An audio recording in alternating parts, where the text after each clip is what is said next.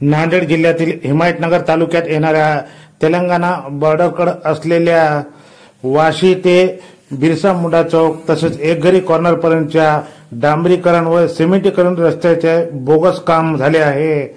या कामाची उच्चस्तरीय चौकशी करून संबंधित ठेकेदाराचे नाव काळ्या यादीत टाकावे आणि याची गुणनियंत्रक मापक मशीनद्वारे चौकशी करून कार्यवाही करावी अशी मागणी भाजपाचे अनुसूचित जाती जमाती तालुका अध्यक्ष दत्ताभाऊ शिराणे यांनी केली आहे। याबाबत त्यांनी म्हटले आहे की हिमायतनगर तालुक्यात हा झालेला डांबरी रस्ता 5 कोटी रुपयाच्या निधीतून झाला असून नुसता हाताने काढला तरी हा रस्ता निघत आहे। त्यामुळे या रस्त्याच्या गुणवत्तेबाबत प्रश्नचिन्ह निर्माण झाला असून हा रस्ता करताना संबंधित अभियंते व राजकीय वरदहस्त असल्यामुळे ठेकेदाराने मनमानी पद्धतीने आणि अत्यंत बोगस पद्धतीने डांबरी रस्त्याचे काम व सिमेंट कॉन्क्रीटच्या रस्त्याचे काम केले आहे।